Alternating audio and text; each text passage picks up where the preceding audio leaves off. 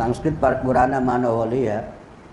संस्कृत पढ़ने वाले, वैसे तो जीव का ही स्वभाव है, विशेषकर संस्कृत पढ़ने वाले जो आजकल होते हैं या पढ़ाने वाले, वो मिल के नहीं रह सकते। सबसे बड़ी कठिनाई देश में यह हुई, सनातन धर्मियों की कोई संस्था जिला स्तर, प्रांत स्तर, राष्ट्र स्तर की 2 साल भी नहीं चल पाई। विश्व स्तर की तो कौन बात कहे। इन सब कमियों को समझने की आवश्यकता है। नहीं निंदा निंद्यम निनितुम प्रवर्तते अपितु विधेयम स्तोतुम।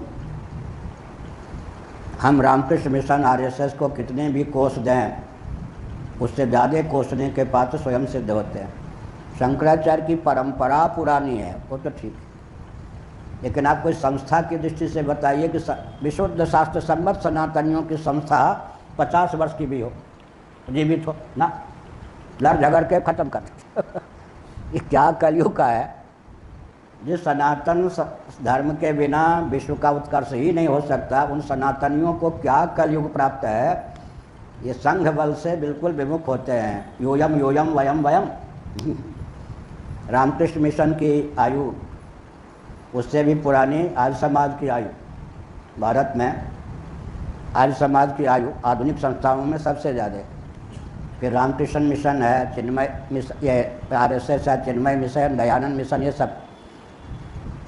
लेकिन सनातनियों की कोई संस्था बताइए जो 10 साल भी प्रांतीय और राष्ट्रीय स्तर पर, विश्व स्तर पर कुछ नहीं बनी और आपस में लड़ झगड़ के बिगड़ गई संस्था। बहुत बड़ा है। हम किसी को गाली दे सकते हैं, लेकिन गाली उलट के अपनी ओर पड़ती है।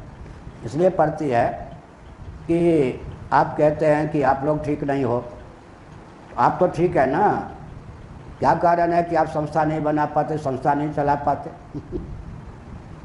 इसका मतलब है कि आप में संघे शक्ति कलौ युगे सहनाववत, मिलकर चलने की क्षमता नहीं है। इसका मतलब अहंकार आप में इतना होता है। संस्था चलाने के लिए तो व्यक्ति को सबसे पहले अहंकार को क्या करना पड़ता है, दबाना पड़ता है। हाँ, आप किसी की सलाह ही नहीं लेंगे, किसी को गिनेंगे नहीं, कौन आपके साथ देगा, कौन साथ देगा आपका। इसीलिए संस्था चलाने के लिए पहले अहम को दबाना पड़ता है। आप आरएसएस का अनुशासन देखिए। अडवाणी जी तो मोदी जी से आयु में बहुत ऊंचे हैं, बहुत बड़े हैं। और जोशी जी बहुत बड़े हैं, और ज्ञान की दृष्टि से भी जोशी जी तो फिजिक्स के प्रोफेसर रहे हैं, चोटी भी रखते हैं, धर्मशास्त्र में भी कुछ न कुछ आस्था और गति है। लेकिन अडवाणी जी हों या जोशी जी हों, जो भी उन्होंने स्वयं को ख्यापित करने के लिए कुछ किया हो, लेकिन आज वे सब विघटक विद्रोही क्यों नहीं बने? क्योंकि आरएसएस के। मोहन भागवत जी आयु में इन सब से छोटे हैं, लेकिन संघ की मर्यादा, मैं तो आज तक कभी संघ में गया नहीं, शाखा में, लेकिन गुण जिसके भी है मैं उसका प्रशंसक होता हूँ।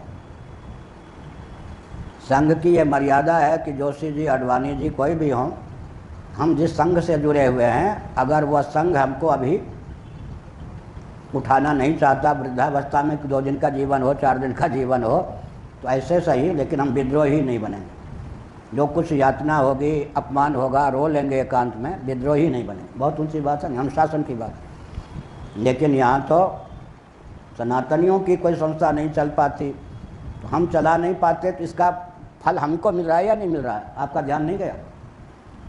आरएसएस छोड़ दीजिए, पहले सब तो आर्य समाज के ही तो रूप है ना। श्री राम शर्मा ने क्या चतुराई की मालूम है? आर्य समाज से निकाल दिए गए थे। मथुरा के तो थे, आगरा के, उनके गांव भी मैं गया हूँ पैदल। आर्य समाज से पृथक कर दिए गए थे। उन्होंने क्या चतुराई की कि सनातनियों की मूर्ति पूजा ले ली आर्य समाजियों की वर्ण व्यवस्था की मान्यता ले ली, हो गया ना। अब सनातनी चकमे में आ गए। ये तो सनातनी हैं भाई, पंडित जी सनातनी ब्राह्मण थे, ये तो सनातनी हैं क्योंकि मूर्ति पूजा मानते हैं। सनातनियों को ये नहीं पता, ये तो छद्म रूप है सनातनियों का। बस अब आ गए हमारे अशोक सिंघल जी, ये भी मेरे बहुत परिचित, 70 बार कम से कम उससे मिले होंगे जीवन काल में। उन्होंने सोचा कि मूर्ति पूजा ले लो श्री राम शर्मा की तरह से, और क्या कर दो, विश्व स्तर पर हिंदुओं के एकत्व की बात कहने लग जाओ। श्री राम शर्मा के चेले चपाटी सब हम में विलीन हो जाएंगे। अब वो सनातन धर्मी फिर भी नहीं समझ पाए कि हो क्या रहा है।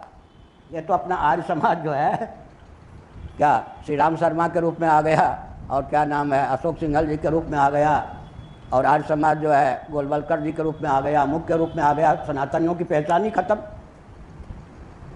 अब उसमें होता क्या है, एक न एक सनातनियों का कोई अंश और अपना लेते हैं व्यक्ति। सनातनी कार्यकर्ता आर्य समाजियों को 99% सनातनियों से ही प्राप्त हुए। गुरुकुल आदि में अध्यापक कौन कौन थे? सनातनियों से ही कार्यकर्ता प्राप्त हुए, लेकिन वो सनातनी उनके कार्यकर्ता बन करके सनातनी नहीं रह गए। आरएसएस को भी सनातनी ही कार्यकर्ता के रूप में प्राप्त हुए, लेकिन उनके चक्रव्यूह में जा कर के वो सनातनी नहीं के बराबर रह गए। होता क्या, अगर कोई 10% आर्य समाजी था, हमारा संस्थान मजबूत होता तो हमारे पास आके वो 60% सनातनी हो जाता। लेकिन सनातनियों में वो क्षमता नहीं रही 100 वर्षों से कि वो कोई संस्थान चला सके। कागज़ पर उनका संस्थान रह गया, कागज़ पे संस्थान रह गया तो अंधकार ही छा गया फिर। सब रहने पर भी किसी का दर्शन नहीं, यही तो है ना।